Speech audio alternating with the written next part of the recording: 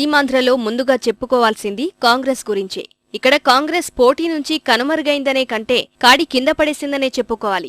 పురపాలిక ఎన్నికల్లో హస్తం గుర్తుపై పోటీ అంటేనే పత్తా లేకుండా పోయిన కార్యకర్తలు జడ్పీ సమరంలో ముందుకొస్తారనుకోవడం అత్యాశే అవుతుంది. విభజన పాపం మూటగట్టుకున్న కాంగ్రెస్ గడప దాటేవారే కాని గడప తొక్కేవారే లేకపోవడంతో ఆ పార్టీ కార్యాలయాల్లో జడ్పీ నామినేషన్ల సందడే కనిపించడం లేదు.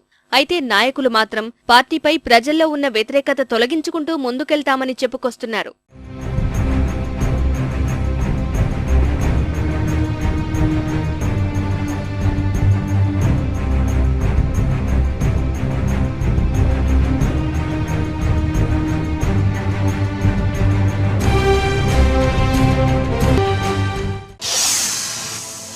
రాష్ట్ర విభజన జరిగే సందర్భంలో చివరి క్షణం వరకు ముఖ్యమంత్రి కానీ ఆయనతో కలిసి పనిచేసిన కొందరు మంత్రులు కానీ దురదృష్టం వాళ్ళు పార్టీని ఆఖరి నిమిషం వరకు అధికారాన్ని చెలాయించి పార్టీని వదిలి వెళ్ళిపోయారు.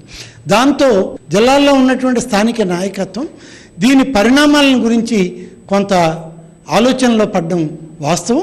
క్యాంపెయిన్ కమిటీ చైర్మన్ చిరంజీవి గారి నాయకత్వంలో అనేక మంది పెద్దలు కలిసి చేసేటువంటి బస్ యాత్ర సత్ఫలితాలను ఇస్తాయని, ఒక భరోసాని ఇస్తాయని, ఆత్మవిశ్వాసాన్ని కాంగ్రెస్ పార్టీ కేడర్లో నింపడానికే మేము ప్రయాణం చేస్తున్నాం.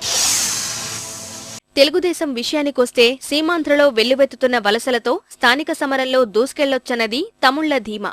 నామినేషన్ పర్వంలోనూ పసుపు దూకుడి ఎక్కువగా ఉంది. అయితే ఈ పరిణామాలు మండల స్థాయి అభ్యర్థుల ఎంపికకు తలనొప్పులు తెచ్చిపెట్టొచ్చనే అనుమానాలకు ఆస్కారమిస్తోంది. ఎంపీలు, ఎమ్మెల్యేలకు టికెట్లు ఆశిస్తున్న వారంతా జడ్పీ పీఠాలపై తమ అనుచరణాన్ని కూర్చోబెట్టేందుకు పోటీ పడుతున్నారు. పార్టీ జిల్లా అధ్యక్షులు, ముఖ్య నేతలు, అధినేత చంద్రబాబు మార్గదర్శకాలకు అనుగుణంగా అభ్యర్థుల ఎంపికను కొలిక్కి తెస్తున్నారు. వలసలతో క్షేత్రస్థాయిలో రెట్టింపైన బలం ఈసారి మెజార్టీ జడ్పీ పీఠాల్ని ఖాతాలో వేస్తుందని సీమాంధ్ర తెలుగుదేశం నేతలు అంచనా వేస్తున్నారు.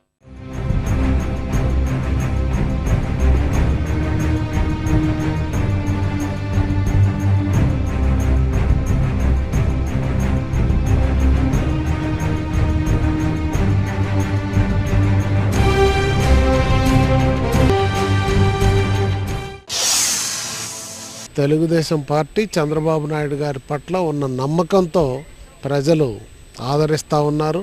భవిష్యత్తులో మరి ఈ పార్టీ అయితేనే ప్రజలకి అభివృద్ధి జరుగుతుంది, వాళ్ళ సమస్యలు తీరతాయనే నమ్మకంతో నాయకులందరూ కూడా తెలుగుదేశం పార్టీ వైపు చూస్తున్నారు. నాయకులంతా చూస్తున్నారంటే ఇది ప్రజల నాడిని ప్రతిబింబింపజేస్తుందనేది అర్థం.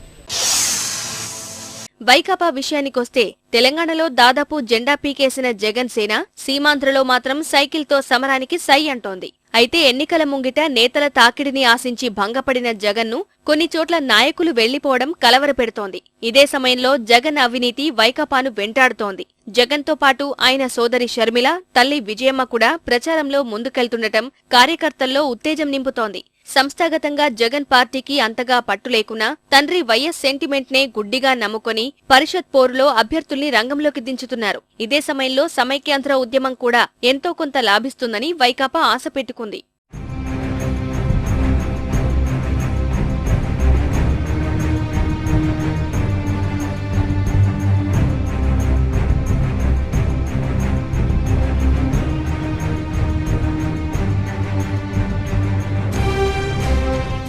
ఇక పరిషత్ పోరులో సీమాంధ్రలో మిగతా పక్షాల ప్రభావం అంతంత మాత్రంగానే ఉంది. పురపాలికల్లో భాజపా, లోక్సత్తా కొన్ని ప్రాంతాల్లో అభ్యర్థుల్ని నిలుపుతున్నా జడ్పీలో ఆ పరిస్థితి ఉన్నట్లు కనిపించడం లేదు.